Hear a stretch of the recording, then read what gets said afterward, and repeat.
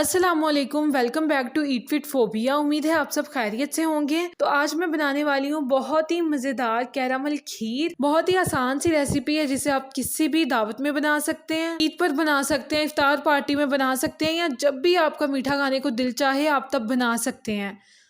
तो यहाँ पर मैं आपके साथ 5 लीटर दूध की परफेक्ट रेसिपी शेयर करने वाली हूँ। बाकी अगर आप कम या ज़्यादा की बनाना चाहते हैं तो आप उस हिसाब से क्वांटिटी कम या ज़्यादा कर सकते हैं। चलिए बगैर कोई टाइम वेस्ट किए अपनी रेसिपी स्टार्ट करते हैं। तो यहाँ पर एक बड़े बर्तन में मैंने 5 लीटर दूध ले लिया है। फ्लेम मैंने इस वक्त हाई रखी हुई है और अभी सबसे पहले मैं वेट कर रही हूँ जब तक दूध में उबाल नहीं आ जाता। तो ये देखें, जैसे ही 5 से 7 मिनट गुजरे दूध में आहिस्ता आहिस्ता उबाल आना शुरू हो चुका है। तब तक मैं आपको चावलों का मिक्सचर दिखा देती हूँ। तो ये देखिए, यहाँ पर मैंने 2 कप चावल भिगोकर रखे थे 2 घंटे के लिए, और जिस पानी में मैंने चावल भिगोकर रखे थे उस पानी समेत ही मैंने उसे अच्छे से ब्लेंड कर लिया है। ये देखें, इसका टेक्सचर जो है कुछ इस तरह का है। तो यहाँ पर दूध में अच्छे से उबाल आना शुरू हो चुका है। इस पॉइंट पर हम चावलों का मिक्सचर इसमें ऐड कर देंगे और इसे अच्छे से मिक्स करेंगे। अब ध्यान रहे कि आपने खीर पकाते वक्त चम्मच 1 मिनट के लिए भी नहीं रोकना, चम्मच हिलाते रहें क्योंकि खीर बहुत जल्दी नीचे लग जाती है और इसमें से जलने की स्मेल बहुत जल्दी आती है। तो बस इस बात का ध्यान रखिए कि चम्मच ना रुके। अब तकरीबन आधा घंटा या 40 मिनट के लिए इस दूध को अच्छे से पकाएंगे। इसी के साथ यहाँ पर हम अपना कैरामल रेडी कर लेंगे। तो यहाँ पर मैंने एक पैन ले लिया है जिसमें मैंने 2 कप चीनी के ऐड किए हैं। तो यहाँ पर मैं सिर्फ 2 कप का कैरामल बना रही हूँ, बाकी की जो भी चीनी ऐड करनी होगी वो हम डायरेक्ट चीनी ऐड करके ही मीठा पूरा करेंगे।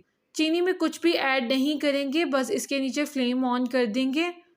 फ्लेम स्टार्टिंग में मीडियम फ्लेम रखेंगे और वेट करेंगे जब तक शुगर मेल्ट नहीं होती। इस दौरान इसके अंदर स्पैचुला हिलाते जाएंगे। तो यहाँ पर 5-7 मिनट के अंदर अंदर ही चीनी का टेक्सचर चेंज होना शुरू हो चुका है और ये आपस में इसके दाने जुड़ने लगे हैं।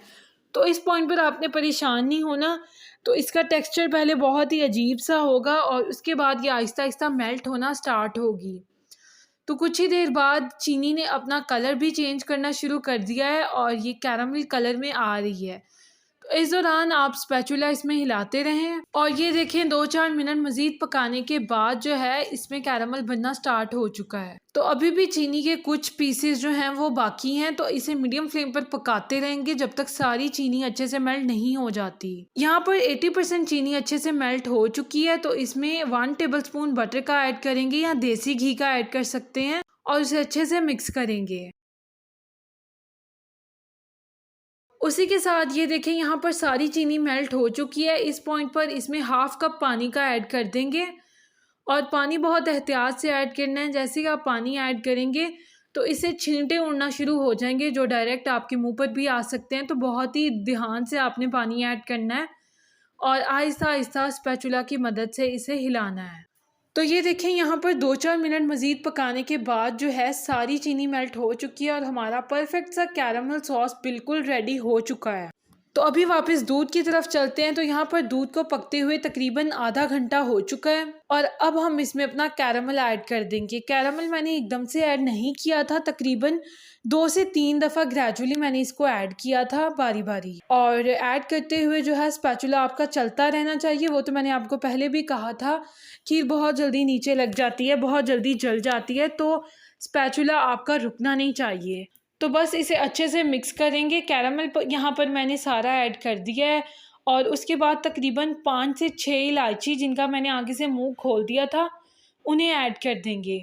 इन्हें खोल कर ऐड करेंगे तो इससे फ्लेवर काफ़ी इन्हेंस हो जाएगा। और बस स्पैचुला अच्छे से हिलाएंगे और इसे अच्छे से मिक्स करेंगे और अब इसे मज़ीद 15-20 मिनट के लिए पकाएंगे। इस पॉइंट पर आप इसकी चीनी चेक कर लें। अगर आपको मीठा कम लगता है तो आप मज़ीद मीठा इसमें ऐड कर सकते हैं। तो मैंने यहाँ पर चीनी के 2 कप मज़ीद ऐड किए हैं, वो मैंने डायरेक्ट ही चीनी ऐड कर दी है।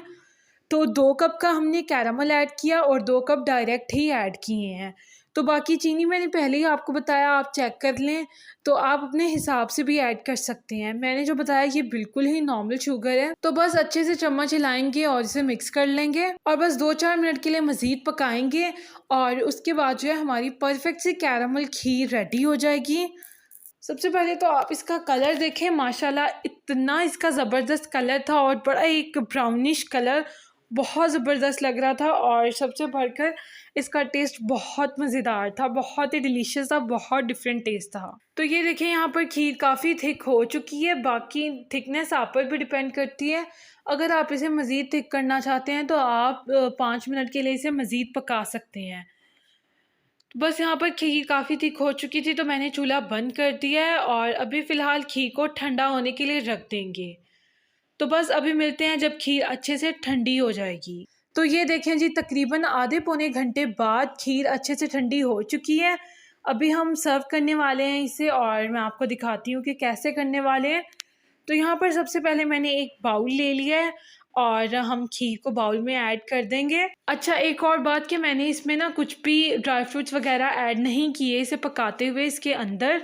तो मैंने इसे बिल्कुल सादा बनाया क्योंकि हमारे घर में कुछ लोगों को ड्राई फ्रूट्स पसंद हैं, कुछ लोगों को नहीं पसंद, तो मैंने उस हिसाब से बनाया। अगर आपके घर में सबको ड्राई फ्रूट्स पसंद है तो आप जब कैरामल ऐड करेंगे उसके साथ ही बादाम, काजू, पिस्ता, अखरोट वगैरह जो भी आपको पसंद है आप वो ऐड कर दें। तो बस यहाँ पर खीर मैंने सारी बाउल में ऐड कर दी है। एट द एंड इसकी गार्निशिंग करेंगे और अच्छी सी प्रेजेंटेशन करेंगे। इससे पहले बाउल के किनारे अच्छे से साफ कर लेंगे। ये मैं आपको पहले भी कहती हूँ कि प्रेजेंटेशन पर अच्छा खासा ध्यान दिया करें, प्रेजेंटेशन बहुत मैटर करती है। तो बस किनारे अच्छे से साफ करने के बाद यहाँ पर हम गार्निशिंग करेंगे। तो मैं यहाँ पर बादाम और पिस्ते से इसकी टॉपिंग कर रही हूँ और आप फिर से अपने मनपसंद ड्राई फ्रूट से इसकी टॉपिंग कर सकते हैं, आपको जो भी अच्छा लगता हो।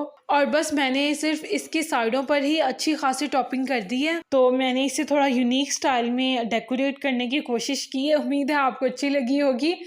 तो बस ये थी हमारी कैरामल खीर की रेसिपी। उम्मीद है वीडियो आपको अच्छी लगी होगी और ये जितनी देखने में मज़ेदार है खाने में उससे भी कहीं ज़्यादा टेस्टी है। ट्राई ज़रूर करनी है। वीडियो को लाइक और शेयर ज़रूर कर दें और मेरे चैनल को सब्सक्राइब कर दें ताकि ऐसी मज़ीद ईजी और क्विक सी रेसिपीज़ आपको मिलती रहें। मिलते हैं नेक्स्ट किसी बहुत ही अच्छी रेसिपी के साथ। तब तक अपना बहुत ख्याल रखिएगा। अल्लाह हाफिज़।